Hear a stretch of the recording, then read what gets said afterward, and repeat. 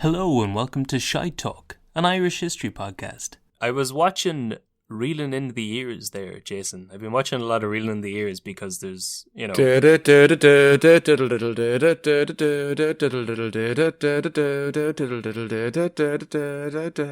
want to try and explain Reeling in the Years to the folks at home? Well, my reference there was to the "We're all part of Jackie's army, we're all off to Italy," and all of that crack. Reeling in the Years is a TV show in Ireland where the national broadcaster goes back through. I think America has something similar that Tom Hanks is the narrator for, where maybe he does decades. I'm not sure, but are you thinking of Forrest Gump? Tom Hanks kind of retells famous events from American history. Yeah, I'm going to say this now. Forrest Gump's a terrible movie. It was just like fun. It's not a and terrible nostalgic. movie. It's a fucking terrible movie. What's the meaning? I will say, like, if there was a 2000s version of Forrest Gump, we would find it sickeningly, like it would be sickeningly nationalistic. Gump would end up in Afghanistan. But because we weren't alive during the period that he'd be knocking a ping pong ball off of Osama bin Laden's head. He would have accidentally found Saddam in his hole. It would have, it'd be really bad. But because it happened before our time and stuff that we weren't around for, it's just it's fun. It's like if there was a modern version of it, I would say it was awful. But because I wasn't around for the events of that one, it's a fine film. No, it's bad, but Reeling in the Years is they'll take a single year in Irish history. You can go back from the 70s or 80s onwards, I feel like. And then I think it's the 60s maybe. Then they'll just give you 50 minutes, 45 minutes outside of ads of just a collection of all the best things and worst things that happened that year, all to the tune of 4 songs that they have the rights for. Yeah. And they don't really have time to go into too much detail on any one thing, so it's basically just sitting there for an hour and going, oh yeah, I remember that. Remember when that happened? And if you don't know what the thing is, it's just like 2 seconds of a clip with a text underneath that you don't understand. But yeah, very enjoyable show. It's like Bill Clinton will come over to Derry for the peace process, and then it'll just be like, disgraced President Bill Clinton, and then just gone next thing. Yeah. There's so much context you have to fill in yourself. But so it only goes up as far as 2009. But I found a bootleg copy of the 2010 Reeling in the Years that someone has made. And there was a clip about... Do you remember that time when Brian Cowan, who was the Taoiseach at the time... Went on the radio drunk? Went on the radio drunk, yes, exactly. Yeah. And it just seemed like... Oh, he was so drunk. So for the people at home, 2010, as you may remember, was a bad year worldwide, and particularly bad in Ireland with the recession. And Brian Cowan, who was the Taoiseach, Prime Minister at the time, he was a pudding. He was there to take. He was a fall guy, but he was at. I'm a patsy. They were at a Fianna Fáil. Well, allegedly, he'd been up until 4 a.m. the night previous at a Fianna Fáil meeting in Galway, and then went on to Ireland in the morning, which, as you may have guessed, was a morning time radio show. And he was you can tell that he's either very hungover or still half cut from the night before. And this, I don't even know what you're talking about. And at the time, he was trying to the president of this country. I think that.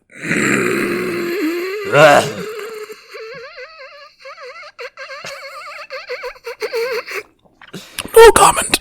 Listen, fair play to him. Yeah, Irish people can't get the offence that people took to that, and then finding out that John Delaney was siphoning money from the FAI. What did you expect from our politicians? We all knew this, and we let it happen. It's our fault as much as it is theirs. It is. I mean, we're all culpable. Everyone giving out about John Delaney as they walked away in fur coats with the dollar sign still hanging off and wants to cash in the pockets. But. See, yeah, every fella in the country hates him until they meet him in a pub, and they're like, you know what? Yeah. The football's shite, but I like these 3 pints. He's actually a sound man. And I'm sure the same was said for Cowan. But so he went on the radio drunk. I think he's delivering a message to the people of Ireland about how we need to tighten our belts for the coming austerity. But he's in the twilight between drunk and hungover. Yes. And yeah. I think he might actually, while in studio, transition from one to the other. I mean, there's nothing to sober you up like an Ireland AM morning interview.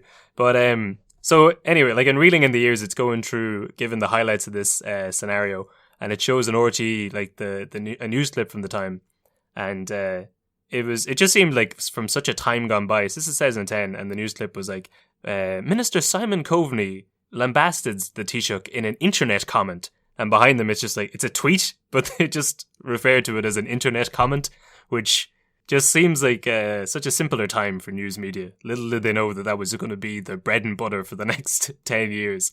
But do you remember that then, that he was called out in an internet comment? I remember that, but I didn't realise it was Simon Coveney. I don't remember that either. Was Twitter a thing in 2010? Well, yes, apparently. Maybe, yeah. Well, so it's so recent, but it feels like so long ago. Yes, I don't know. I yeah. got a smartphone in second year of college, so that would have been 2012. So I did not have. Yeah. Also, which is even worse because I was a journalist, so I went half of my college.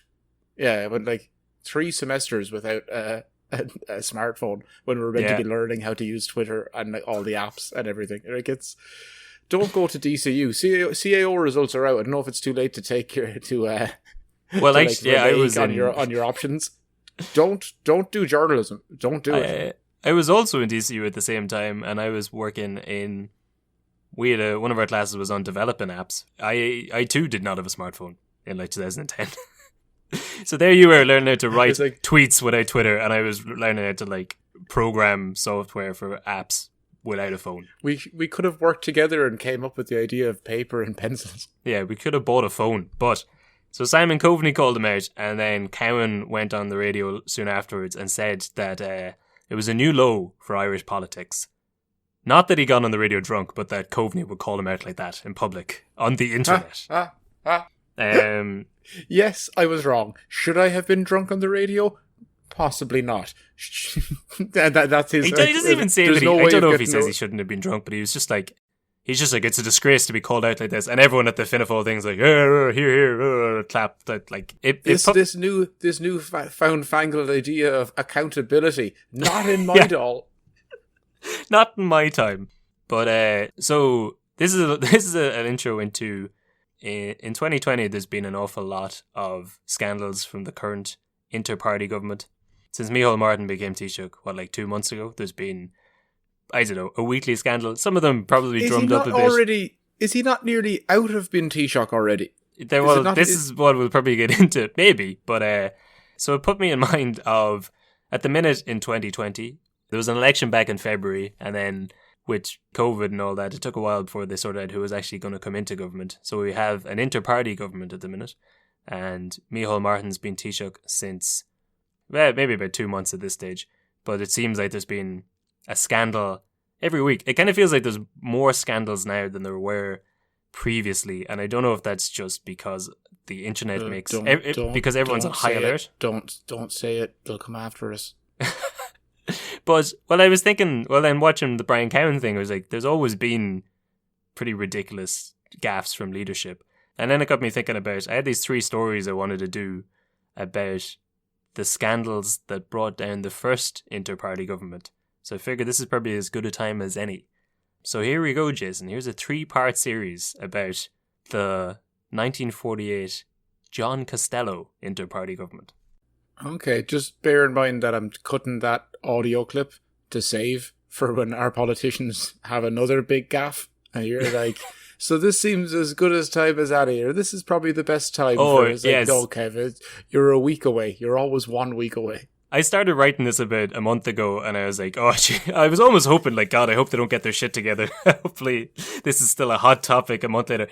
We'll release this next Tuesday, and then it'll come out on the Wednesday that Leo Varadkar was caught having sex with a pig, and that pig's name was Brian Cowan.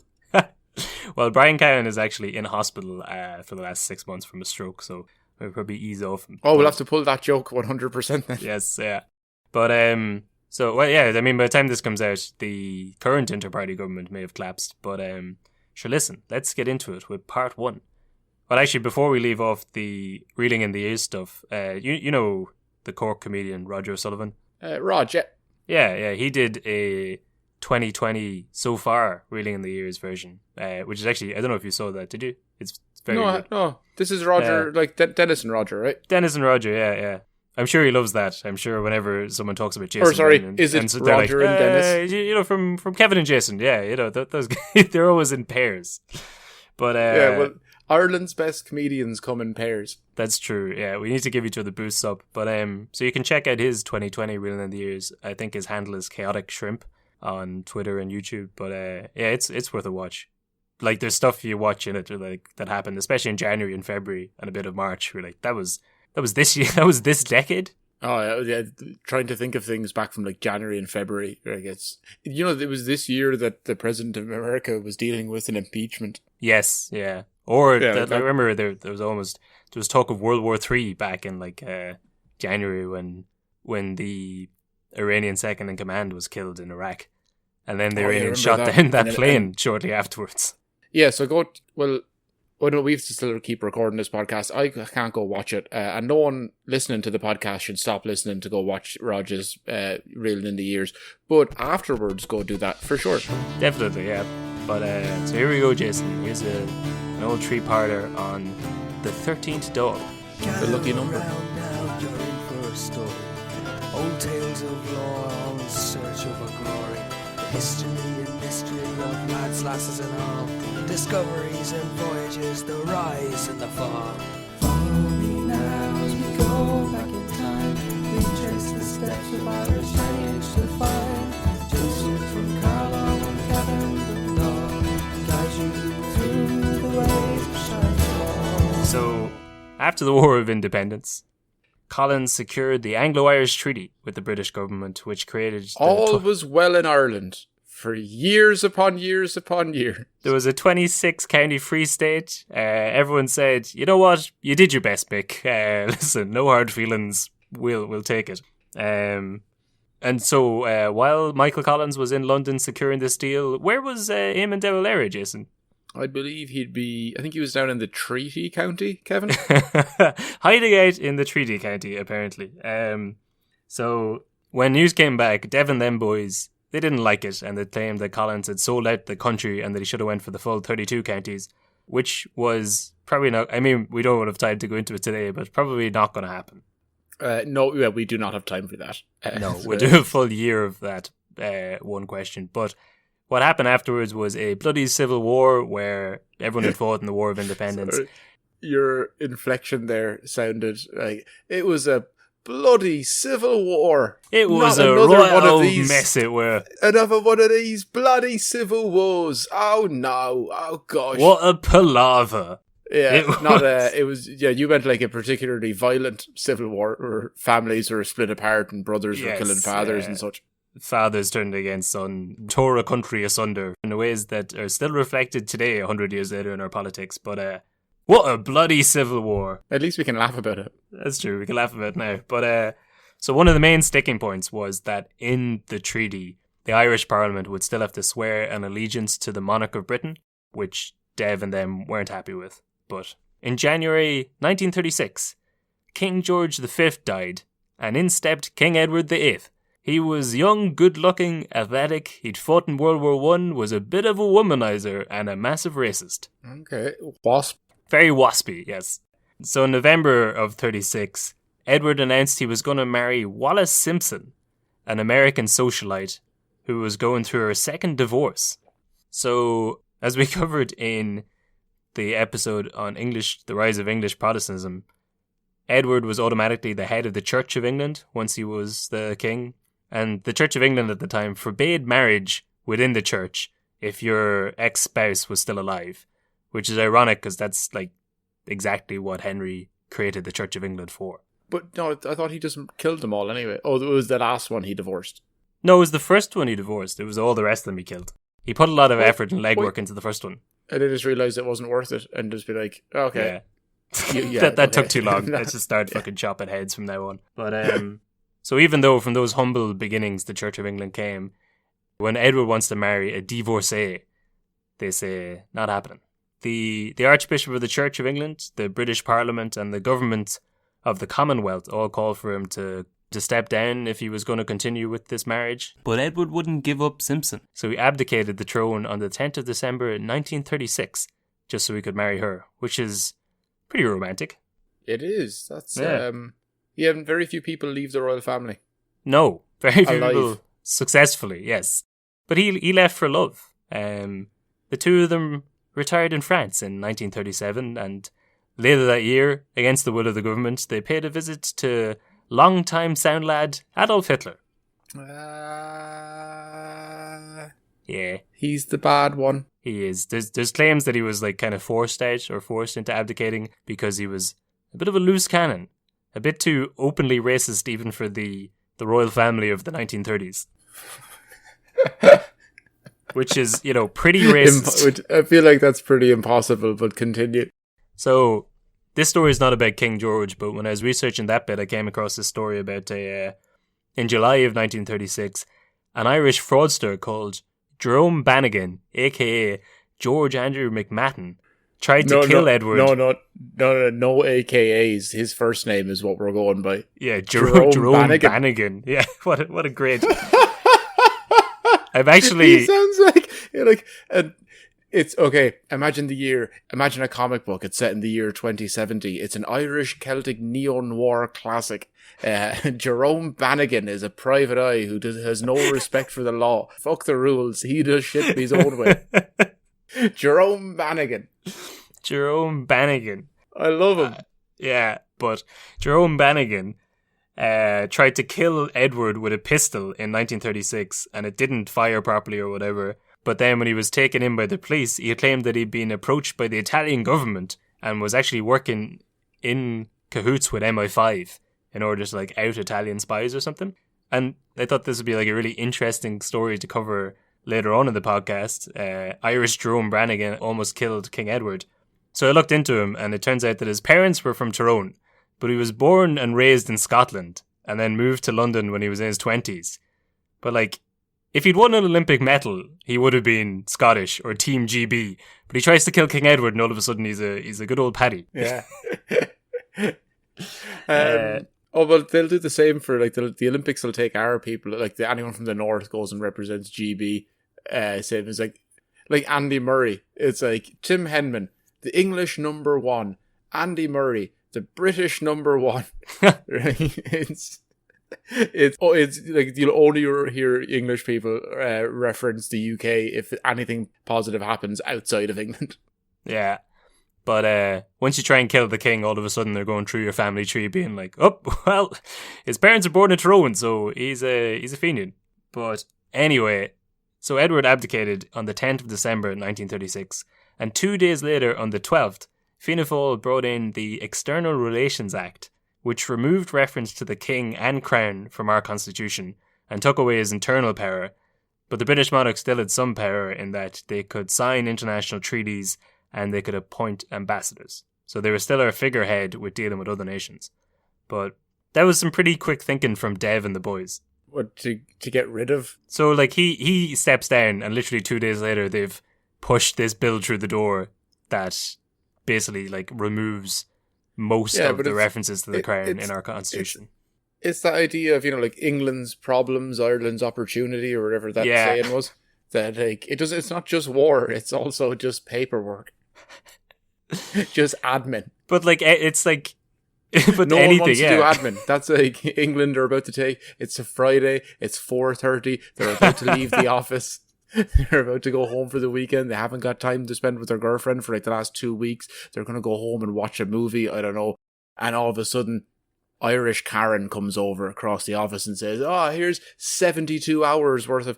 I realised I went down an alley. I don't do admin work. I don't know what admin means. Is it... Well, I think... Do you colour in calendars? Do you... is it post-it notes on walls? So, imagine every Friday for the previous 10 years, they just walk up to the British government office at 5 to 5 on a Friday evening and be like, yeah, just the usual memos, here's a bill on hedging rights in lands, and also the External Relations Act, and there's a little invitation for yourself to this party, and just try and slip it in under the radar every Friday. And then, so what, your racist king's marrying a divorcee?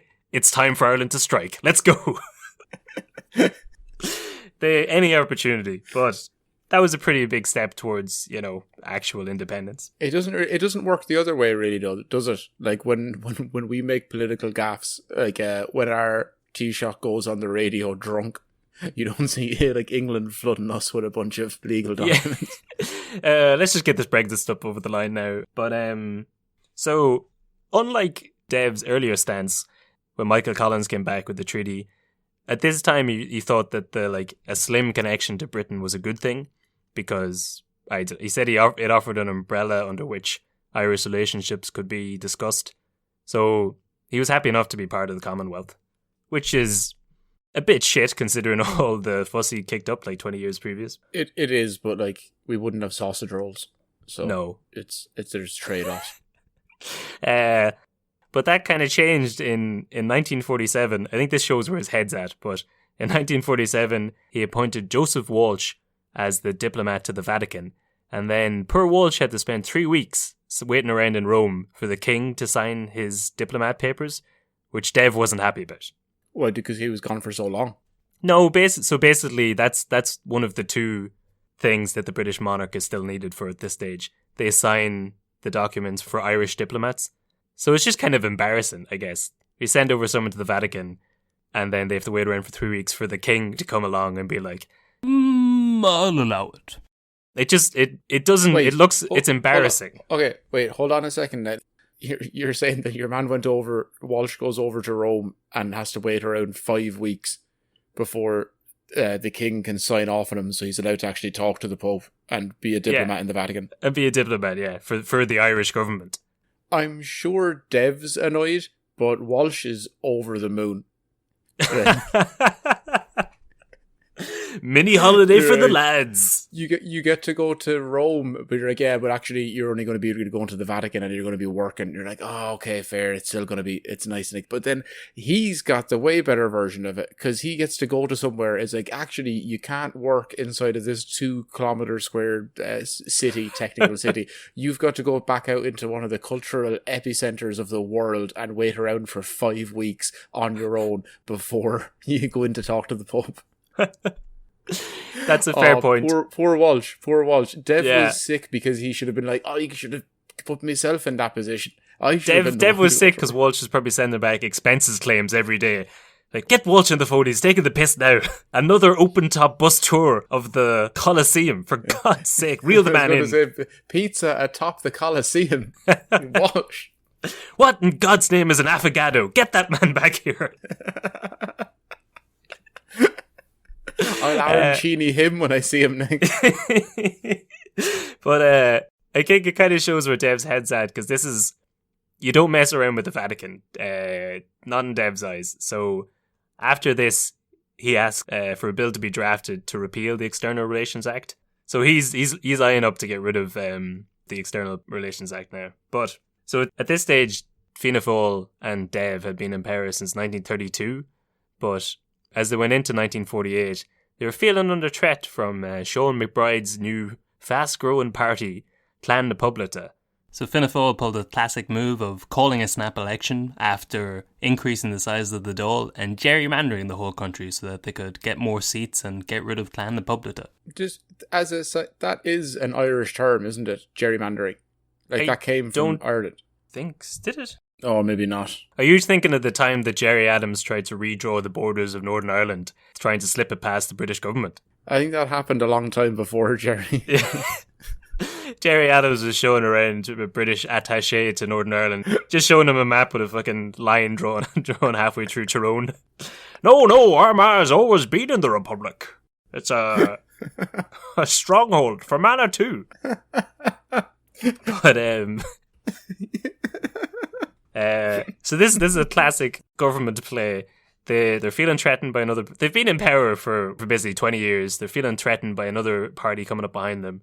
So they increase the number of seats you can get in Parliament, gerrymander the whole country, and then call an election in February of 1948, just to consolidate power. So they ran on a platform of more of the same, which is another classic Fianna Fáil platform. But they didn't mention anything about the repeal of the External Relations Act for whatever reason. I was looking at a couple of political posters from, I think the reason is they just didn't care. They were like, we've been elected every election since 1932. We'll just get this one as well. We just are the party of government. We're not going to bother putting on a song and dance about it. This is just a formality. Vote for us and then we'll get back to work. Yeah, it sounds about right. But unbeknownst to them, Jason, they hadn't got their finger on the pulse of the people. People were getting a bit sick of Dev and co. They were blaming them for the bad economy, which was probably more to do with World War II. But they blamed it on Fianna Fáil. So the emergency, Kevin. Well, yes. Do you think there's another country in the world that called World War II anything other than World War II? I think we just declared it as state of emergency and ignored it. Yeah, we were just like, oh, and it, like the emergency doesn't have the dates of the World War. It's like did it start after and end after? Like and nothing really happened in Ireland for the most part. But like, what a name. The emergency. You've already had World War One. They had a sequential title. Like it was already there. But we didn't. We were busy during World War One. That period is just the Rising, and then there was some other stuff happening. I suppose, yeah. So we were a bit busy at the time. Yeah, but well, the people are sick of the emergency, and they stick to Fianna Fáil in the ballot box instead of giving them the customary 50% that they've been getting on average the last couple of years. They only gave them 41%. Really turned the screws. It meant that Fianna Fáil were 6 seats short of a majority, which meant they needed another 6 seats to go into power. But we're still very much the major party. They'd still got, by a large margin, the most amount of votes. So it looked like they were going in for their 7th term in a row. All they needed was literally any other party to form a coalition with them. But while they were doing up the maths, everybody else realised that if they put aside their wild differences and joined under a massive rainbow coalition united by their hatred of Dev, they could become the government. So in 1948, a new ragtag rainbow coalition of Fine Gael, the Labour Party, Clan na Poblata, Clan na Tainmh, the National Labour Party, and then one independent TD called James Dillon, they all get together. And a lot of these people had fought against each other during the Civil War, and now they all cobbled together to make up a majority and keep Fianna Fáil out. Yeah, I'm trying to wrap my head around that. Like, you'd imagine it would be... I was about to say, what has Dev done? I was like, oh, he's murdered Michael Collins. But what has he done that it's easier for every other, like, people who hate each other's guts, the souls of their enemies, like, to get them to join together rather than find 6 people who'd just be like, I know. Okay, I'd like to be in power. Yeah, fuck it, why not? Just like I just get all the money, I get to be in the Dáil, and you're going to do everything? Okay, cool, yeah, fine. 6 people. 6 people. And instead, everybody else got together. But, well, I suppose, I don't know what he'd done specifically, but he'd been in power, Dev had been in power for, 16 years at that stage? So, I guess people were just sick of it. Yeah, I mean, that's a long time. Well, of course, after this, he would get back into power again. You know, people loved them. But for this one brief period in 1948, people said, let's try something new. I don't know, I think he was boring. I think he was... Like, he was extremely boring. Yeah, because he, like, having to... Like, most of the good references to Dev are either, like... did you know that Dev met, like, Navajo Indians, like, on a recruitment? Yeah, and stuff like that. But then you read into it and you're like, there's nothing here. This is so boring. Like, even him escaping from prison, they had to create fictional accounts of to make it interesting. Because it's just not interesting. He was a deeply conservative religious man who was in charge of the country for a long time because he was just a boring bastard. He did look like Alan Rickman, though. He did look like Alan Rickman. He had that for him, but that, of course, wouldn't pay off for another 50 years. So their first order of action the new government's first order of action was to nominate a Taoiseach. Well, this shows where the rest of the country was at. For some reason, Dev was still an option, even though Fianna Fáil weren't in power. He was... What? I didn't really understand this. It said that he lost the vote at 74 and 75 against him being Taoiseach. I don't even know why he was in the running for it. I think at that stage it was just like, obviously the default is Dev, so we have to... we don't know who the new Taoiseach is. Could I suggest perhaps Dev again? He's not good at reading the room. And he's just like, wait. I know that you're all saying that you're going to band together to get us out of power, but is it by any chance just that you hate every single member of my party outside of me? But like at the same time, it's me as well. Okay, sorry, just had to make sure. But at the same time, he walked in and like he only got beaten by 5 votes. Is it John? Is this all because of John?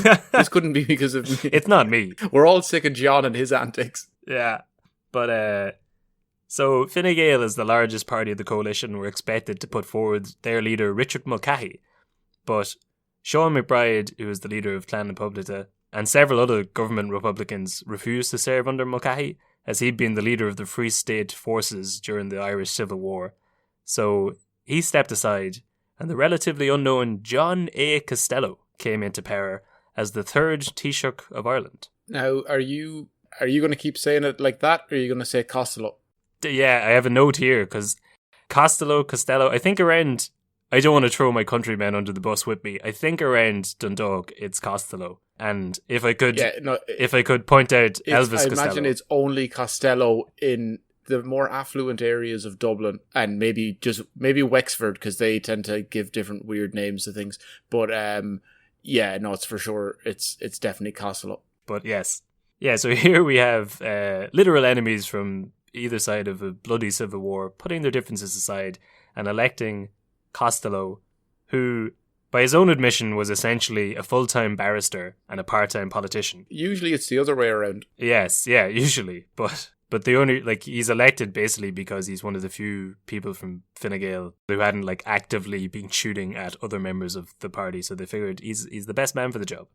So in June of his first year, Costello announced the statue of Queen Victoria that stood outside the Irish Parliament would be removed to make way for car park spaces. The British government wasn't happy about that, Jason. Because they pulled down Victoria to put up a parking lot. There you go. But they figured they couldn't do much. Some unionists in Northern Ireland tried to buy the statue, but Sean McBride refused because he didn't want to see it re-erected on Irish soil. So the statue ended up being sent to Sydney, where it's still there today. It's the Queen Victoria shopping centre in Sydney. So they got lucky with that then. Yeah, I mean, what are the odds? A shopping centre also named the same thing. What are the chances? So this is a fairly symbolic move for Costello. You know, he's only in the door and he's already removing statues of Victoria. Dev never did that. Never got round to it. Dev never did anything. He was just sat out in a room reading and thinking. So Fine Gael's position on the External Relations Act was a bit all over the shop. During the election, Deputy Leader T.F. O'Higgins had said that they'd remove it, but then Mulcahy announced a few days after that they wouldn't get rid of it. Costello himself had said during the campaign that although he didn't agree with the act, he wouldn't do anything to alter it. But in his new government, Sean McBride was Minister for External Affairs, and his party had run with a "fuck the Commonwealth" policy. So McBride went about poking holes in the External Relations Act. He convinced the President of Argentina, Juan Perón. He convinced him to bypass King George VI and contact the Irish President, Sean O'Kelly, directly when Argentina wanted to appoint a diplomat to Ireland. Argentina was at war with the British at the time over the Falkland Islands, so they were happy enough to get a dig in somewhere. Yes, they were basically just happy to get one over. So this new method undermined one of the two things that the monarch was supposed to do for Ireland in signing in new diplomats. But Costello approved of the move. Costello. That's twice. Yeah, and it'll keep happening. It's also the name of a rapper from Ballymun, I believe. Oh, Costello. Yeah. Shout out Costello. But here Costello he's pushing the boundaries. He's gotten rid of the statue of Vicky. He's sneaking in Argentinian diplomats. He's pushing the envelope. We're a fan. We like this guy. Yeah. What I don't want to say anything because usually how this podcast goes is as soon as you get attached to someone, they either die or they're racist. That's most of history. Either someone's dead or they're all dead. But they're all dead. But either someone dies horribly or they live a long, fruitful, racist life. Fair enough. But So in September of his first year, Costello was invited to travel to Montreal to speak to the Canadian Bar Association. So the Prime Minister of Canada at the time was William Lyon Mackenzie King. And apparently he wasn't... Lion as in, like, he was some sort of an animal, or that you couldn't trust him? You couldn't trust a word he said. And King, he just put that at the end of his name to try and confuse people. But I really like... So there's a couple of diary entries from him, and he really comes across as, like, a 7-year-old child. And I really love it. So when Costello was due to come over, apparently William King was annoyed because he was due to retire that year. And he wrote in his diary, "It is just appalling the number of engagements contracted with this visit and other social events next week, all involving more preparation of speeches, days in the city, etc., and this at a moment when the last hours of the summer are flying so swiftly by." He just seems like some sort of Victorian boy who's, "I don't want to attend the gala, mother. The summer is almost gone. It's been and left. And here I am writing old speeches for the Irish. Yeah, that's... I want to go out and play in the puddles, mummy."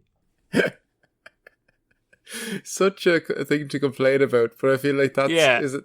But to be fair, that happens, like, regardless. Like, I hate... Kev, are you relatively happy in your job? I would much rather... This summer has passed me by, and I'd much rather not be doing it and go outside. Well, I suppose, yeah. But even... I suppose I don't want the summer here because it's 40 degrees, so it's too hot. But yeah, generally, like, when you complain about, like, oh, I'm working so much doing this thing that's important and I get respect for it and I get money and it's well paid, but I just want to be out in the sun. I just want to have a tan. That's all we really want. To be fair, Kev, we've both been in the situation of calling sick days in July to go to the canal to drink cans. You're like, what is it? It's, it's the flu. Yeah. It's flu season. It's the height of That's July. One thing COVID has to answer for as well. You can't just say, I've got the sniffles. You can't call into work and be like, I've got vague flu-like symptoms, or else you set off alarm bells now. Yeah, you're like, okay, quarantine for 2 weeks. You're like, no pain. Yeah. It's not. It's not that flu. Do you know what?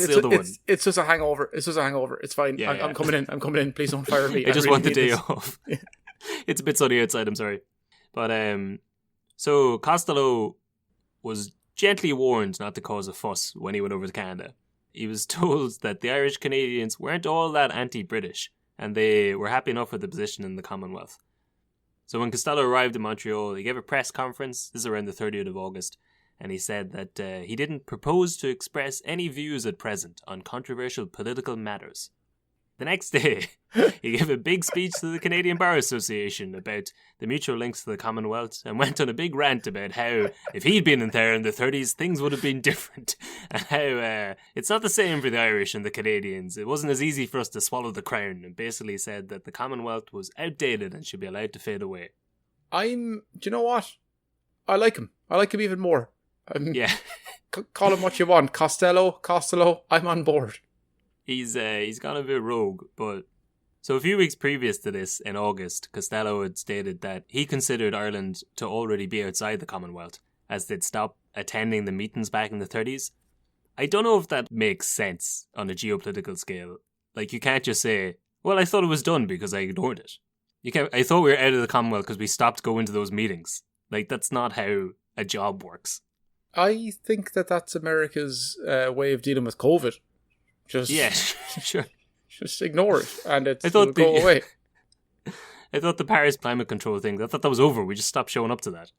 Yeah, it's like, it's the equivalent of, well, can you as a politician just ghost another country?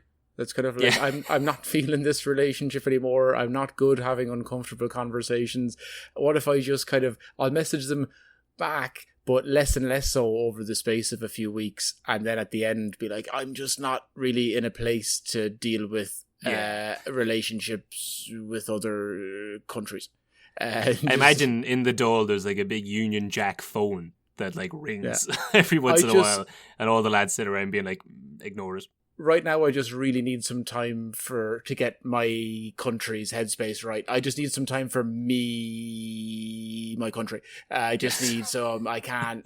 It wouldn't be fair to your country to have to deal with what's going on in my country right now. I just need some time alone. Or I hope that none of my exes listen to this podcast.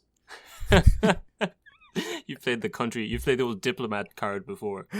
But so Costello's speech goes over grand to the Canadian Bar Association because there's one British official who's there, and he said it went on for an hour and a half. It was mostly about Irish affairs, which most of the audience were unfamiliar with and considerably bored. So he gets away with it because no one knows what he's talking about. So wait, so this took place in 2020? No, I think Costello just went up and went on one about Ireland's relationship with Britain to a bunch of Canadians who were like probably on brand, sitting there politely being like, yes, an hour and a half long meeting from the Prime Minister of Ireland, who just goes off on one about England, and you just have to sit there probably on a Friday, probably as like it's a treat. It's we've got a bit of a surprise for you this evening. I know it's 4:00 on a Friday, but here's John Costello over from Ireland to ram on about how the Commonwealth's a load of shite. I don't know, it sounds like me in America after either a girl asking me what part of Ireland I'm from, or just 5 pints in and then talking to anybody. Yeah, it's common practice for if there's any other Irishmen in the bar, one of them will like grab a tricolour and the other will sort of like flap it back and forth, and someone will sing an old Sean-nós slowly song, wrapping it over your shoulders. Yes, yeah. Let me tell you the tale of my people. Gather round. My tribe. Clan Naherin. Yeah, there's certain words that as a nation we've just used because they sound Gaelic, but there's the same as anyone else. Like people in Spain don't call themselves a tribe, but for some reason Irish people who go to America and have to like extol our virtues to a different culture, like Colin Farrell calls Irish people a tribe, my clan. We're a country. What are we on about? Come on, let's be serious. It's Well, so Costello goes off on a probably a drunken rant about the tribe back home, but he gets away with it because no one really knows what he's talking about. The day after the speech, Costello and his wife were invited to a garden party in McGill University. I think our friend Jesse James went to McGill. And if he didn't, he's going to be annoyed that we got the wrong university in Montreal. But true. Did you just guess that because he's from Montreal? How many universities could there be in Montreal? I'm surprised they even have one. The backwards bastards. Semi-French speaking motherfuckers. So Costello and his wife are invited to a garden party in McGill University with the Governor General of Canada, an Ulster man named Lord Harold Alexander. So whatever went on between the two men, Alexander and Costello, Patrick Lynch, who was with Costello, recorded in his diary for the day that there was tension between the two of them. They seemed broody and no conversation went on. So he reckoned Alexander was annoyed about Costello's speech the day before. Costello went about some more business in Canada, and then on the evening of the 4th of September, he was back with Alexander for a dinner party, with himself and his wife Ida being the guests of honour. Before the dinner, it was supposed to have been agreed that there would be a toast to the King, followed by a toast to the President of Ireland, Sean Kelly. But when it came time to do it, it was just the King who was toasted, which annoyed Costello. It meant that the Canadians didn't recognise Kelly as the head of state, but saw King George as being like one above him. Yeah, in his book, that's a Costa no. That's a Costa no. But apparently the same thing had happened a few times before, and Costello was sick of it. Beyond that, Jason, and this is a callback, I think I called it out at the time during the Siege of Derry episode, but in decorating the room, Alexander had placed a replica of the Roaring Meg cannon from the Siege of Derry on the table near Costello. So if you remember that episode, like these are the Siege of Derry is kind of a pivotal turning point for the Protestants taking over Ireland and like the Protestant ascendancy. And Alexander had been given a replica of the cannon when he'd been made a free man of the city of Derry earlier that year. So he just took. So Costello would describe. Costello described the cannon as the guns used against our people. And this man, in order to welcome him over for dinner, had put a replica of the cannon sitting on the table in front of him and his wife. And then he didn't toast to the president. To be fair, I do love these stories of foreign dignitaries meeting either other foreign dignitaries in other countries, like politicians, or even just famous people, and the slights that happen in between. Yes. I did hear a really good story recently of I think it's true. It was in a book that I heard a review of on a podcast, because that's how you consume media in 2020. That is such a source. Have you got a Harvard citation for that? So the story I'd heard the other week, I think it was the New England Patriots, like Robert Kraft, like their owner, multi-billionaire, famous dude. Vladimir Putin came over at one point to America and had, like, you know, the standard, meet the guy who owns the most famous football team. And I think this is right. It could be a basketball team for all I know in a different city. But I'm pretty sure it's the NFL and it's the Patriots. And at a certain point they met and he was like, oh yeah, look at this ring. It's a Super Bowl ring. And Putin was like, oh yeah, that's fucking awesome, man. That's very cool. Very cool. Mine now. And he just he took the ring, and then so Kraft had to call up the president, who I believe at the time was President Bush. Yeah. And he goes to him, that Putin fella is after taking my ring and I want it back. So that story ended with that ring being, in hindsight, handed over as a gift between dignitaries. No, I'm not going to get that ring back. But this is not a normal thing. So much after the fact, they say that Alexander just had that cannon on the table for all diplomatic meetings. That's not a good diplomat. You shouldn't have like weapons on the table when you're meeting with dignitaries from other countries. Yeah, it's the diplomatic version of in the Wild West of someone like pulling back the like your jacket to unveil a holster. Yeah, sure, yeah. We going to have any problems there, Mr. Costello? Mr. President? Because I can light this cannon up lickety-split. But Mackenzie didn't pick up on the nuance. So this is the Prime Minister of Canada. Mackenzie didn't pick up on the nuance of what the cannon signified. And what he'd written in his diary for the day was, "It was a very pleasant party. I much enjoyed the talks with the different guests present." He's the most wholesome character in this thing. He's just a 7-year-old boy who's like, I had a lovely time. That man put a cannon that set the progress of my people back 700 years. It is the symbol of oppression in my country.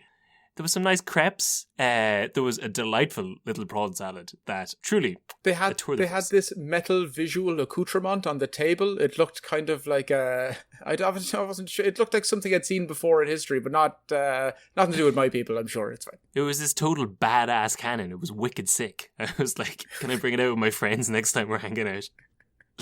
But so after the dinner, Costello has a press conference in Ottawa. And a reporter asked Costello about the Commonwealth and like Ireland's place in it, based on the talk he'd given the other day. And Costello said, without any previous mention to the British, or indeed much of the Irish cabinet, he said, we're leaving. We're gone. Wait, what? ASAP. We're out of there. That is, do you know what? That's the kind of decision you want to make when you're not months of a boat trip away from your homeland. Right? Like, I suppose, that's very much so, yeah. Yeah, you're kind of like, that's the kind of thing you keep quiet, you let people know it to be a thing, and then say, hey, when you see it in the newspapers in 2 or 3 months' time that we've seceded from, or whatever you want to call it, from the Commonwealth, that's when you know that we've done the thing. Don't be going out there and like in talks. That's... I don't know what the exact equivalent of this would be. I suppose it's probably like dropping out of NATO or the UN, possibly more like dropping out of the EU. It's maybe like pulling a Brexit and just being like, yeah, we're done, we're out, but like not a drawn out, no vote, no drawn out years of thing. We're just like, we're out, like we're done. Yeah, but we're out right now. / the next 20 years until you give us a deal that we can all agree on. Sure, yes, yeah. But so Costello claimed afterwards that this had all been planned before he left for Canada. But there's no evidence in the government archives to back up that claim. So it's not decided anywhere in writing. But as you said, like, even if he was supposed to announce it, why would you announce it in Canada? Like, that's clearly not intentional. You can trust them. They're nice people. They wouldn't let this, they wouldn't spill the beans.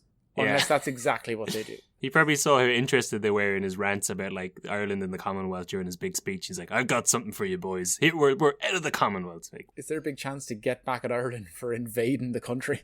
yeah, maybe this is the payback. We'll keep that quiet for sure. 10 Downing Street. Yeah, the Paddies have a plan. Well, so he said he writes later in his memoirs that it was a pleasant evening with Lord Alexander, but according to President Kelly and Frank McDermott, who was one of the founding members of Fine Gael, at the time he told them directly afterwards that he'd been stung into doing it because he was so pissed off about the meal. So Costello claims later that nothing went wrong and that this was the plan all along, but it really seems like he announced Ireland was leaving the Commonwealth because of the cannon thing and because of the no toast to the president. He just had a bad meal with this. He had a bad dinner and then, he didn't have a bad dinner, Kev. Phil Hogan had a bad dinner. He just made some bad choices. Yes. Well, so the Secretary of the Department of External Affairs, Freddie Boland, at the time, said that leaving the Commonwealth had been discussed twice in the Dáil, and the general consensus was that it probably would go ahead, but nothing had been decided about when and how, and they certainly hadn't told the British about it. Because it seems like the British were vaguely aware that it was coming, because the British attaché in Dublin at the time was Lord Rugby. Because of the 750 years of oppression. Yeah, they were like, at some point these boys are trying to leave the Commonwealth, and they had laid out this whole plan of like warnings and, vague threats about what would happen if they did leave. And they had this whole thing planned out from when the Irish would announce it first, how they'd like hit them with all these things. But all that was thrown out the window now because Costello was like, yeah, we're done, we're out. But Costello would later complain about the rumour that he left the Commonwealth because of a bad dinner party.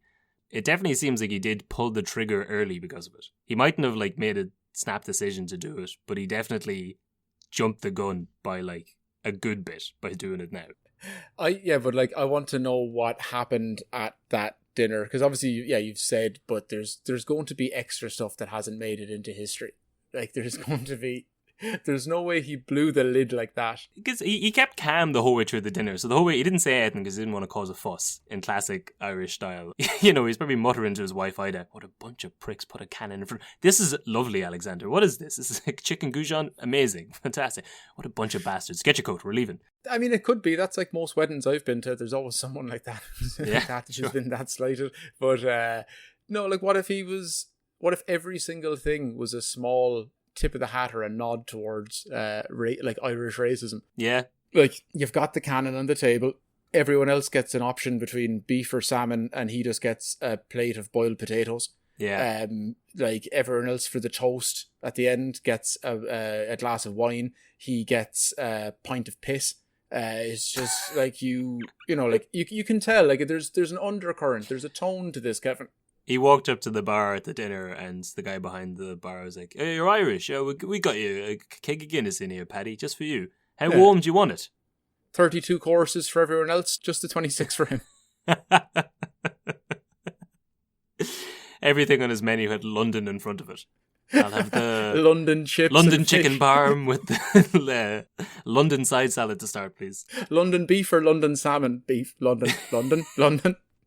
London beef Wellington, London. But so right, in fairness to Costello, he said that his hand was also kind of forced because on the 5th of September, so the 5th of September I think was the day of the Garden Party, the Sunday Independent back in Ireland ran a headline, "External Relations Act must go." A man called Hector Legg had ran the story in the Independent that the External Relations Act was about to be repealed, much to the shock of everybody. So the article quoted Costello's speech to the Bar Association in Canada, but there was an awful lot more information in it than like a journalist would have been able to piece together without a bit of help. So it's suspected by Costello and a few other people that Sean McBride leaked the information to the reporter. So there's a memo from McBride to Costello when Costello's in Canada. It's telling him not to comment on the article, just to ignore it. But then it's also claimed by Costello's aides that he got a call from McBride telling him, just go along with it. So it's possible he sent a memo saying to ignore it and rang him up and was like, "This is it, baby. we're jumping off the cliff together. Thelma and Louise in it. Let's fucking blow this popsicle stand. Okay, wait. Tell him we're out. So Costello's kind of like then jumped by reporters who are like, is there any truth to this rumour about Ireland leaving the Commonwealth? And Costello's just after having this dinner with the cannon and the London chicken parm and all that stuff. And he's like, you know what? Yes. Fuck it. Yes, there is. We are leaving. That's right. Yes. He sounds like a semi-successful musician or actor or comedian in Ireland. Then it's like, oh, so what are you working on now? Oh, I've got this whole project that's coming up. Is this true? Are you doing that? And just start lying. Just like, oh yeah, it's all happening. It's all like, I'm shooting a special. I'm releasing a movie. I'm doing you're sat at home doing fuck all. He got drunk at a party and then made up some lie about a slight of a cannon being left on a table. Yeah. Like, we've talked about this before. Most of the time, Irish plots or plans are foiled. It's because of the fact that we can't keep our mouth shut while in pubs. Well, that's it, yeah. At events. So what's happened here is he's gotten drunk. Someone said, Paddy, he's gone, well, we're going to leave the Commonwealth. Yeah. We're out of here. Yeah, and it's too late. So you just have to play along, go with it. I know, yeah. Yeah. He pointed a cannon at me. It was self-defense. We were gone. But, so the day Costello announced that Ireland was leaving the Commonwealth, he had a dinner planned with Prime Minister Mackenzie. And although Mackenzie wasn't overly happy with it, during the dinner, there were 2 toasts, Jason. One to the King and one to the President of Era. Oh, but the Canadian fellow wasn't happy with it. No. So he just wanted one just for the King. Yes, especially after they're announcing that they're leaving the Commonwealth, so like tensions are a bit high. But Mackenzie kind of just goes along with it. Again, he's sort of got that one day of until retirement vibe going. And I think they change it. So instead of, Costello wants it to be a toast to the President of Ireland. But as a workaround, they say the President of Era, because I guess it includes Northern Ireland. Oh, okay. Which doesn't really make sense. But listen, he done it. It's a stepping stone. It's something. It is a stepping stone, yes. But Costello arrives back in Cove in County Cork on the 1st of October, sailing on the ship Britannia under the tricolour. Oh, Apparently, Britannia rules the waves. Oh, Britannia rules the waves. Like we have mentioned before on this podcast, about your housemate who was singing sectarian songs, you're like, it doesn't even matter if it's offensive. If it's a catchy football chant, it gets in your head. They've got a lot of good tunes. Yeah, they do. In fairness, they've been great songs. Also, Britannia ruled. They gave off that great phrase recently during the Brexit negotiations, where one of the British politicians said, "Yes, we'll break international law, but only slightly." And then some other guy in the newspaper, or some other Scottish politician, I think, had the line of, "Britannia rules the waves, but in this case, Britannia waves the rules." Oh, very good. I like it. I do like it. I don't like Stoke City, which is the football team that sings that song. Just to let it be known where my allegiances lie. Fair enough. But so Costello comes back on the ship Britannia, and the ship's flying the tricolour. Apparently, the captain hoisted the flag in honour of Costello after claiming, "My grandfather was a Fenian." I don't know how true that is, because I imagine if you're like sailing a ship Britannia, especially after like Costello's just announced that they're leaving the Commonwealth, I'd imagine you get in a lot of trouble for flying a foreign flag on the ship, even if it was as a joke. Yeah, but also it's not a foreign land yet because they're still in charge of it, and they've just said they're leaving the Commonwealth, but that hasn't happened yet. So, but it's still a foreign flag. Like, it's not that you need. Yeah, I don't know.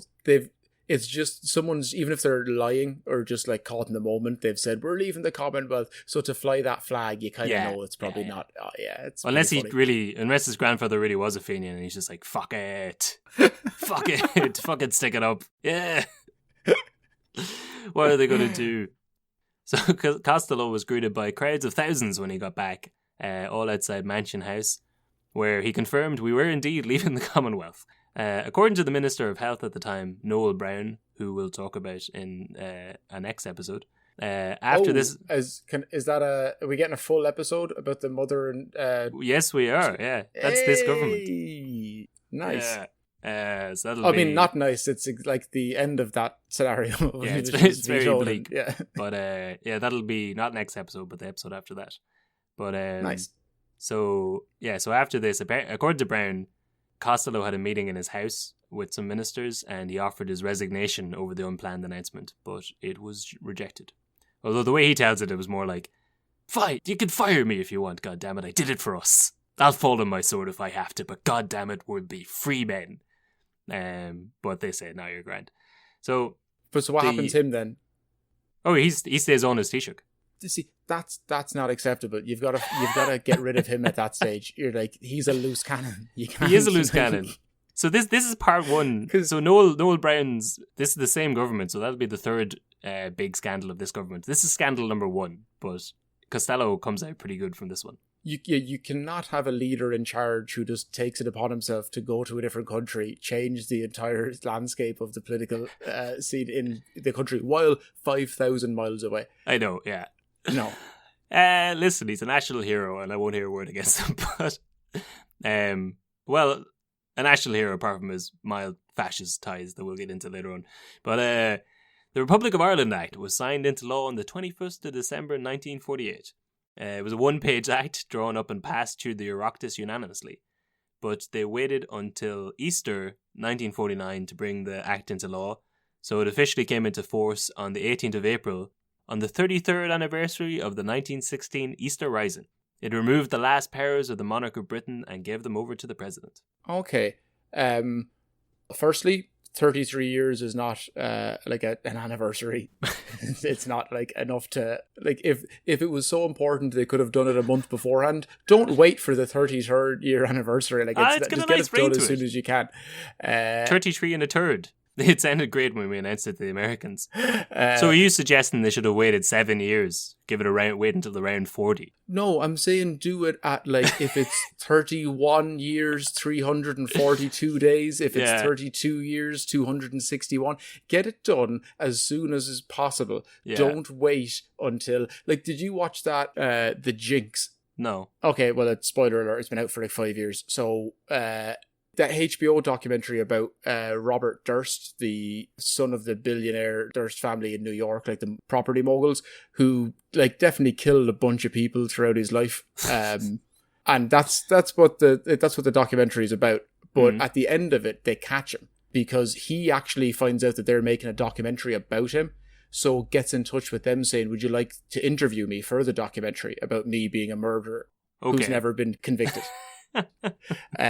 So he goes and does the interview. It's creepy as shit and intercut within all of the, I think it's 5 episodes altogether, not 6, but throughout all of that. And at the very end of the documentary, when they cut to black after he's finished the interview entirely and he goes to the bathroom, they realize that, he left his microphone on, and while he's in the bathroom, he's there going, "Oh my God, they've caught me. They know I did it. They know I did it all. I definitely did it. I fucking killed everyone. I fucking killed everyone. I really hope there's not a microphone on me that's catching all of this live right now, because I'm admitting to everything." Now, flash forward about a year or more, once they've already sold the documentary to HBO. Once it's gone through multiple hundreds of hours of editing to get it to this stage, they just before it's released find this extra audio. One of the interns was going through this extra footage and found out, now that the documentary's out, we've given it to the police. We've just given all of that to the police. You gotta strike when it's hot, you know. You don't want to be releasing the evidence, get the man arrested, and then a year later it's like, it's a document some loser that you don't remember who was arrested 12 months ago. Boring.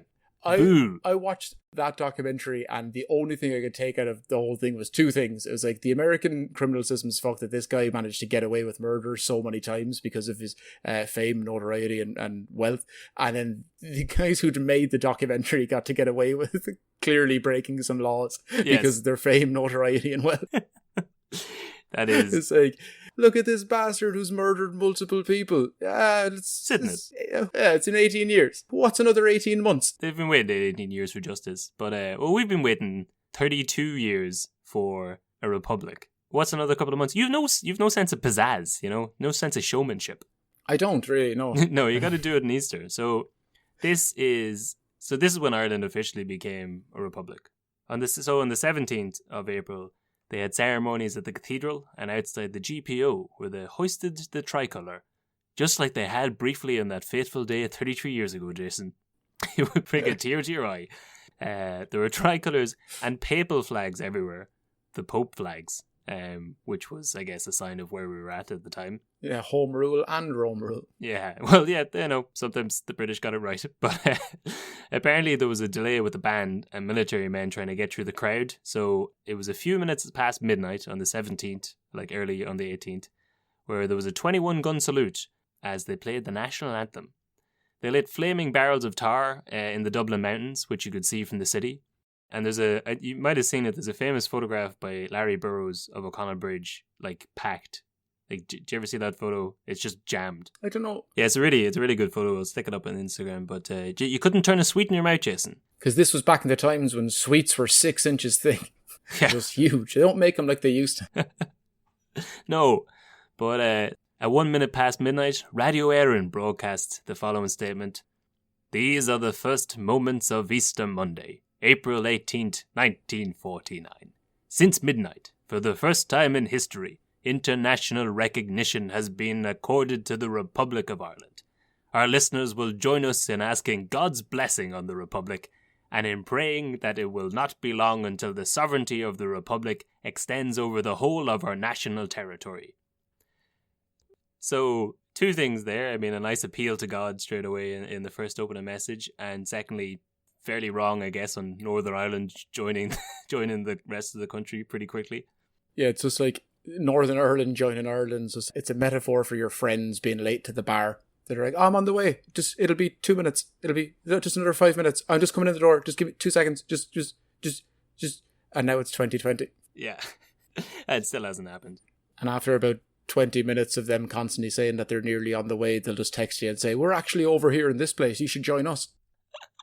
It's much better. But I like the appeal to God in the opening bits. So on like RTEs, when the television station first opened, a TV guide for the opening night that you can see, and the first 8 minutes is just a sort of speech from De Valera welcoming everyone to the new television thing.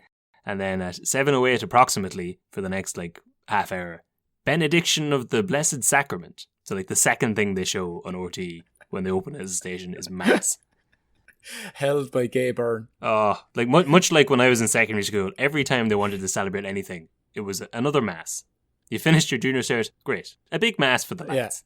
Yeah. But you know what? They're clever about it, because I imagine yours was the same as us, that it's not like they never make you do Mass outside of school hours. So you never hate it. You're like, I'll gladly sit in silence and zone out for 40 minutes. Yeah. And then, because no one's going to ask you a question. If you're in class and do that, they're like, Kevin, what was the answer? And you're like 7. And we're in French class, Kevin. Merci. But if you're in Mass, like the priest never turns around and says, and what was it Jesus was saying? What was he going on about, Kevin? And you're just dreading about reading the parts that talk about semen or Jezebels. But so when Michael Collins got the Anglo-Irish Treaty back in 21, he talked about it as being a stepping stone towards a republic. Here we are, Jason, 33 years later. It's a rare occasion where a republic is created without bloodshed, or at least without bloodshed happening in the same decade. Yeah. Which is, good for us. But at the same time, some people were annoyed. So it's not that long. That's not that long. I mean, it took us the same length to become a republic after the treaty as it did for the world to kill Jesus. Yes, that's true, yes. That's how you measure time. They got around on that pretty quick. And really, like, realistically, he was only doing the bad stuff for a couple of years. But, so what would it have been? The 70th anniversary of this was last year, but there's no real celebration of it because it's a little bit premature. Like, Northern Ireland was still occupied by the UK in this.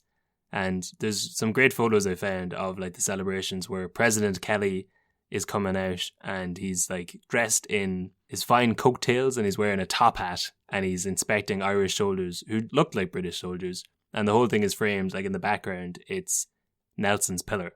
So, like, if it wasn't for... And the photo's in black and white, so you can't really tell it's a tricolour, but there's a flag in the distance that's a tricolour.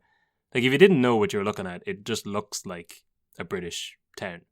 Like, we're here celebrating our republic, but 6 counties are still left in the UK, and we haven't quite cracked it. Like, we're still quite And British. yeah, like and the cities and towns were built with the like while being under the charge of the British. So it's like Yeah. But even at the time, some people were annoyed because Ireland wasn't fully united. Apparently there was anti-British slogans chalked up all around the place in Irish, calling for the end of the use of the English language, which obviously didn't take off too well. And so when all of that was put up, it was basically like graffiti.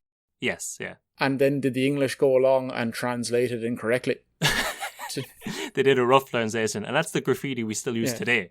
But so I was reading reports of this from different. It's funny, like I read reports of this from the Guardian newspaper that were like really downplayed the celebrations, and then the Irish newspapers were like, it was a great day for all involved.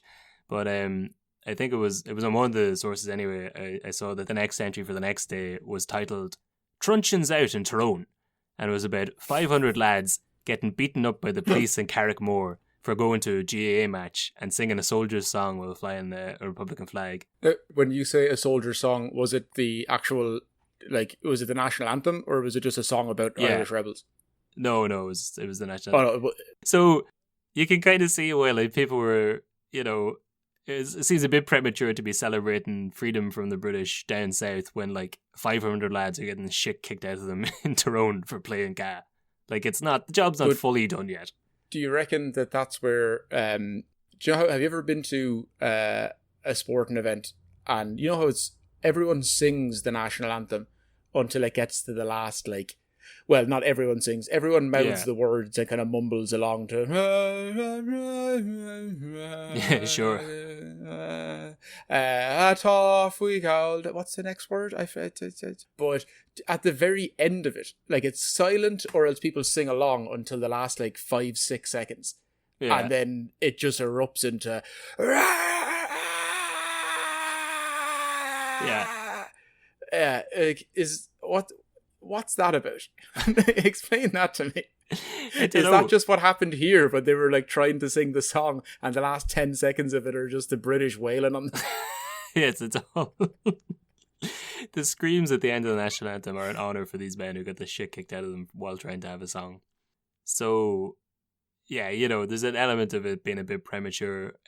Other people were annoyed because Ireland was about to lose the political and trade benefits of being in the Commonwealth.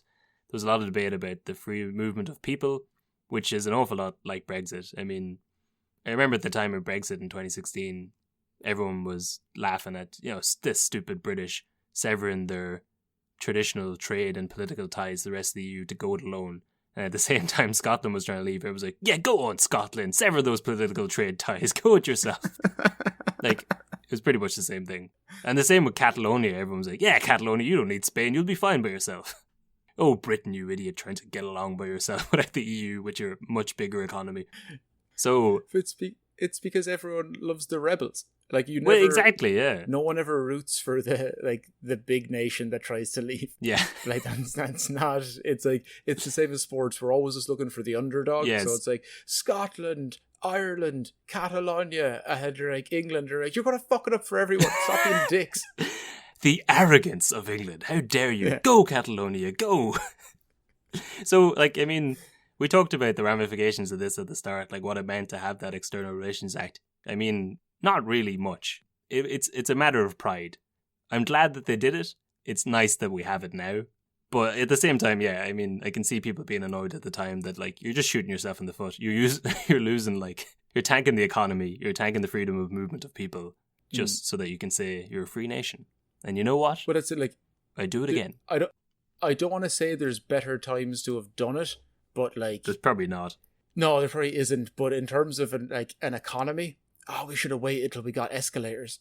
Yeah. That was. Like, there's just so many small things that came about in the 60s and 70s that, like, imagine what Dublin would be like if England ruled it during the 60s, and we'd have an underground tram system. Yeah, sure. Like, Okay, yeah.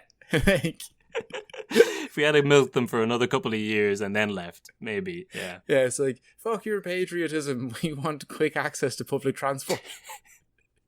Yeah. And so we dug up all the tram systems to make way for cars because they are the future. But again, this is the different newspaper reports. But according to the Guardian, like, most people were indifferent about it. Fianna Fáil were apparently in the indifferent/annoyed category. Dev refused to take part in the celebrations, which left it a bit rudderless, because President Kelly was there and Taoiseach Costello, but like Dev was Ireland's dad, you know. Costello was this, he'd only been in power for a year. Kelly was, you know, president, but where was Dev? If he didn't show up, did it really mean anything? He's got such a swing at that stage. Like, he is the most famous man in the country. Yes, definitely. If it doesn't have his like seal of approval, I can see a lot of people being like, it's not really freedom yet. Which, in fairness, it isn't, because the North is still there. So, Daddy Dev wasn't there to hold our hand, but President Sean T. O'Kelly addressed the media at the GPO the morning of the 18th. He said, "We now stand alone, as a nation on our own. We are making a big noise in the world, and we'll make a bigger noise still. We can be of great assistance if we can only get rid of partition, the one and last worry we have." Which, obviously, he didn't do. And we still haven't done. Fair. But, so I like this Sean Kelly guy. I like the fact that you added a T once he got into office to make him more... He's more presidential now. Yeah. But, it's like, if I ever write a book, I'll definitely start using my middle initial. it seems to be a thing from around about this time in politics. Like John A. Costello. I don't know why it stopped. I don't know Charlie Hyde's middle initial, so probably around then. But I think around the 50s, it was just goddamn respect. I think he tried to keep most things secret, like middle initials, middle names, tax receipts. Yeah, sure. But later on in 1949, the London Declaration of 1949 was issued to declare that republics could remain part of the Commonwealth. Up until this time, if you became a republic, you automatically left the Commonwealth. So, they rewrote the rules for us if we wanted to come back in. Well, they threw us a bone. Yeah, but that's not going to... That's like... No. When a girl breaks up with you and you're like, yeah, but can we be friends? You're like, that's not... Like, no, that's... Like, she doesn't like you. She doesn't want to be around you. Yes, I feel like they've misunderstood why we left. So when Dev gets back into power in 1950, which is a bit of a spoiler for, I guess, how this series is going to go, the Costello government doesn't last too long. But the country goes back to old Dev. But when he gets back in power in 1950, apparently he considered rejoining back up to the Commonwealth, which, again, like really shows he's a bit of a bastard. Like, considering how much he went against Collins in the 20s over this exact thing, he does seem to, like, he values the trade and political benefits of the Commonwealth, even if it does mean, like, having a token line in there about the king. Yeah, but, I mean, it's kind of the equivalent of looking at, like, because... like societally and in a monetary sense, it's kind of the equivalent of what England, it's like Britain's doing with Brexit. Yeah. That they're like, this is a nationalistic drive that's in terms of the economy not particularly great, but everyone's so wrapped up in it because we need to get it done. Yeah. Like calling Dev like a turncoat for wanting to go back into it would be kind of like calling out Boris Johnson for being a flip-flopper. Like, look at him now trying to get back into Europe. Look at him now trying to save the nation. What a bitch. Well, it would be more, I suppose, if Boris Johnson had Jeremy Corbyn assassinated for trying to stop him leaving the EU, and then in 30 years when Johnson there's still time in like 30 or 40 years when Johnson gets back into power, he wants to rejoin the EU. Could still happen. Could still happen. Still, we've got time. If you're listening to this podcast in 2050, how does it go? So, the Commonwealth is currently made up of 54 sovereign states, the Commonwealth of Nations. As of 2020, Zimbabwe is the only other country to have left. They left in 2003 after they were suspended, and they said, "You can't fire me, I quit," and then they left. But apparently since then, they've been trying to rejoin in recent years. But as I started writing this, last month, Barbados announced that they were going to leave in time for the 55th anniversary of their independence from Britain in November of next year. So by 2021, it'll be all the lads, Ireland, Zimbabwe and Barbados. I mean, ex-Commonwealth. That sounds like a joint 21st. Yeah, I mean, that's a good party. If you showed up to a party with Ireland, Zimbabwe and Barbados. Rent out the local function room. Tell everyone to come down. three-way 21st going, 18-year-olds included. Just tell them they better bring a card with at least a tenner in it. No open bar, you're spending it yourself. We're giving €3 a head for chicken tenders and sausages and chips. This is what Ireland should be thinking of. Yeah, that we should get our own union. Getting on the Uncommonwealth. Let's get the Uncommonwealth together. Free trade between Barbados and Zimbabwe. Headed up by Bertie Ahern and Robert Mugabe. I don't know what mad outlandish political figures Barbados has. No, I don't know any. No idea. I don't know. Something about a triangle. That'd be there as well. I know, but I feel like, and the further you look into it, you realise that it's actually like Irish slave traders that have actually... yeah. We're like, we go over there to join up with the Barbadians, and then we just get there and they're just burning tricolours. Yeah. There's just a 24/7 effigy. But that's it. So as a wrap up, so Costello, all the evidence points to he didn't flippantly decide to leave the Commonwealth, but he certainly did jump the gun on the announcement based on having a bad dinner and a bad experience with Alexander. But it reminds me of like the announcement of the end of the Berlin Wall, which the 30th anniversary of the unification of Germany was recently. It was the 3rd of October. So a couple of weeks ago by the time this goes out. So in 1988, on the 7th of November, there was a draft legislation to allow permanent immigration at any checkpoint between people from West Germany and people from East Germany. So it's basically freedom of movement again. But it hadn't been announced yet, and it wasn't due to be announced. But on the 9th of November, Günter Schabowski was giving a press conference. And just before the press conference... I appreciate the attempt. Thank you. It's a good attempt. Just before the press conference, he gets handed a note about this new law. And he starts talking on. He talks away for about an hour, and he's just winding up the meeting. And he sort of casually mentions that this law is coming in, which means there'll be freedom of movement between people again. And everyone, all the journalists present are like, what? From when? And Günter Schabowski, quick on the ball, he says, Das tritt nach meiner Kenntnis? Ist das sofort unwesentlich? He could speak Irish. he was fluent. 4 years in the Gaeltacht. He says, now, I think. And everyone ran out and tore the thing down. It was like 2 weeks ago. We just forgot to tell you. It's just, it just seems like he was just handed this note before the meeting. They obviously meant to like gradually integrate the two sides of the city back together, but that's why you get that like famous people going out and taking the thing down with pickaxe, because on live television or whatever, in some municipal meeting, he was like, when's that happening? Now. Yeah. Tear or like the time when drugs in Ireland became legal for 48 hours. Yes, what a time that was. Yeah, and then instantly people were just like, well, fucking here we go. Do you want to tell the people at home about that? Yeah, well, there was a loophole in the law that basically, before they could change it, there was basically 2 days back in, was it 2014? 14 or 15, yeah. I was living in Belfast at the time. Yeah, because I was still in college for sure. 2014, I think. Yeah, and for 48 hours it was legal to buy, sell, take drugs, just like yokes. Yeah. Well, anything, I guess, but ecstasy was the big one for people, and it was just a free-for-all. And they're like, oh no, they're illegal now again, so no one can do them, or we're just going to be very quiet about it. But there was a good 2 days when you're walking around going, oh, right, this is everyone in our nation. It's not like it's not in the underground, it's in the forefront. But yeah, after those 2 days, I was just looking around going like, Jesus, you know what's really impressive about Irish people? How well we clean up by Monday morning. We really put it in the graft. But another part of it as well is drugs being legalised. A friend of mine has a cousin who is a bit mad.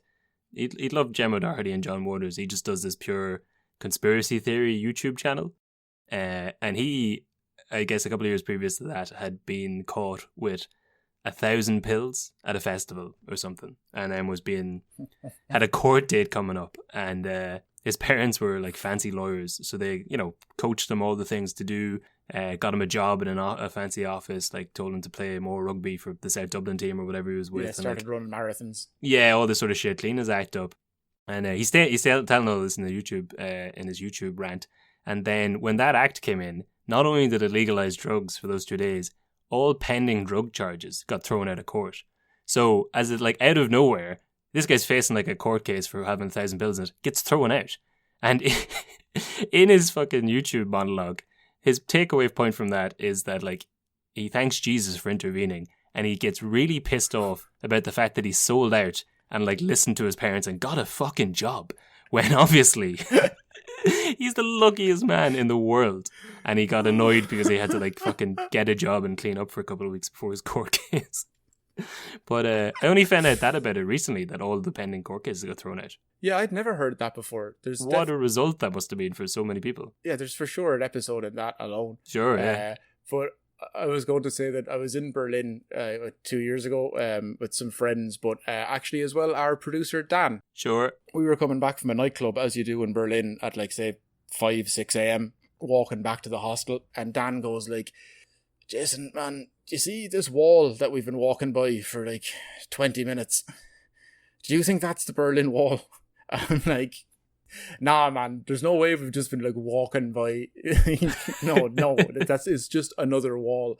But then it went on for like another while, and you kept seeing things built around it, and every so often would just be remnants of it. I'm like, I think we have just been walking by the like.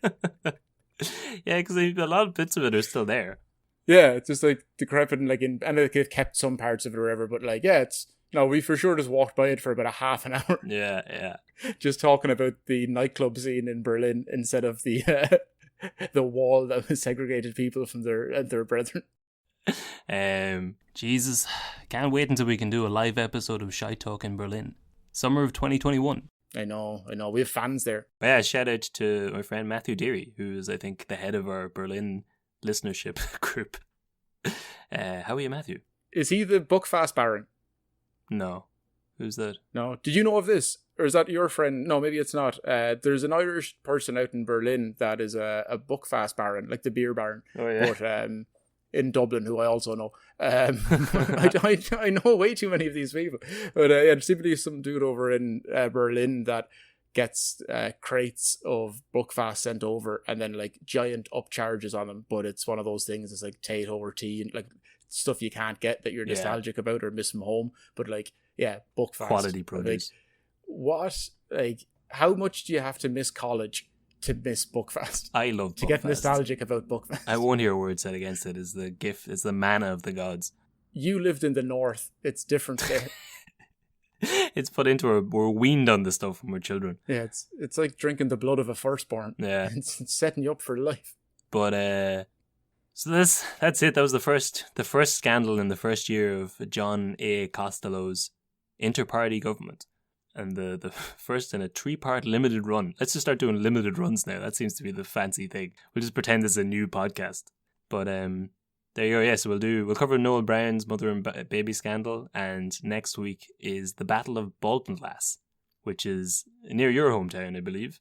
It is. I went there. I think I've talked about it on the podcast before. I went there before for there was a 3-day hot air balloon festival where at the end of the 3 days, 0 balloons went into the sky. Ah, yes. We'll have to save all that for next week. But right, well, sure. That's it. I think we'll chat to you next week. Yeah, good luck.